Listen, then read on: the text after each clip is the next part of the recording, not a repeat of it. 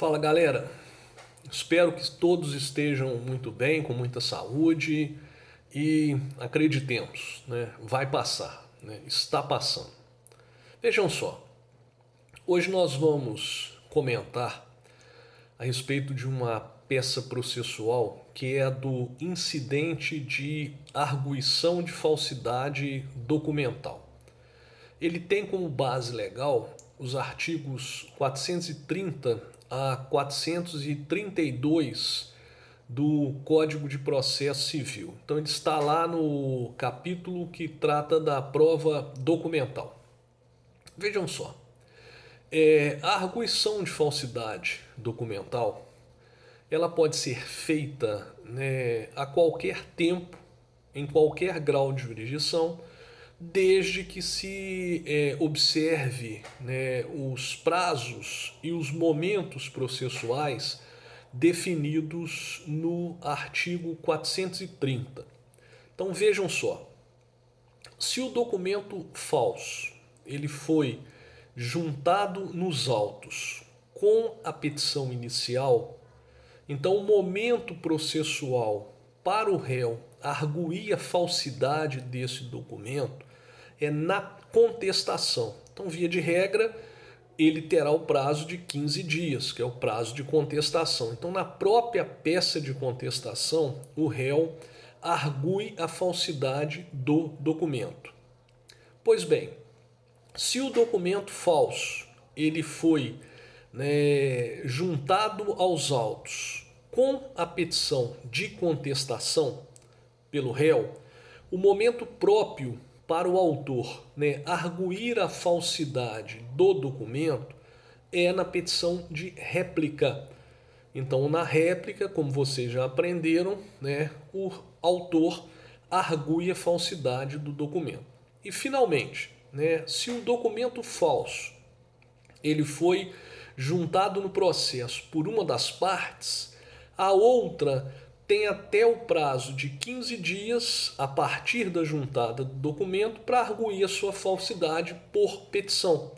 Então é exatamente essa petição inicial, né, deste incidente que eu vou comentar e vou ensinar os senhores a elaborarem. Então, antes da gente partir em si para a peça, né, é necessário comentarmos a respeito do incidente e discutirmos, né, requerimentos que são importantíssimos. Então, para que possa ser, né, oferecido esse incidente processual, é necessário que o arguente, assim deve ser tratado a parte que apresenta o documento, né, a nomenclatura é essa, ele demonstre interesse na arguição. Então, a dúvida poderia ser a seguinte: como que esse interesse ele se revela? Né? Esse interesse se revela quando o arguente mostra, né, para o juiz que aquela prova falsa, que aquele documento falso que foi anexado pela parte contrária tem relevância probatória, é capaz de influenciar o juiz no julgamento da causa. Assim, por exemplo, se numa ação de cobrança de uma dívida, o réu, né, no curso do processo, ele junta uma declaração falsa de que o autor é mal pagador e o autor vai lá e argue a falsidade dessa declaração, essa arguição seria inadmitida por falta de interesse, pois essa declaração, embora falsa, não é capaz de influenciar no julgamento da causa pelo juiz. Não tem relevância probatória.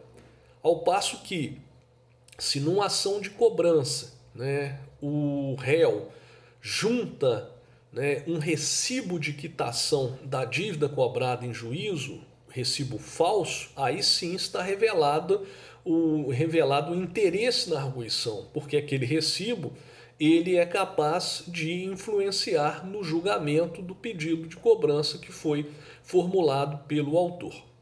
Não cabe oferecer esse incidente contra laudo pericial, contra certidão do oficial de justiça, contra um termo do escrivão. Por quê? Porque esse incidente só cabe para arguir a falsidade de um documento, né, que foi produzido, documento falso, que foi produzido por uma parte para servir de prova contra a parte adversária. É lógico que você pode arguir a falsidade de um laudo. É óbvio que você pode arguir a falsidade de uma certidão de um oficial de justiça, de um termo do escrivão, mas não com base no artigo 430 e seguintes do CPC. Se você estiver diante de uma certidão falsa de um oficial de justiça, né, é óbvio que você pode denunciar para o juiz a falsidade dessa certidão.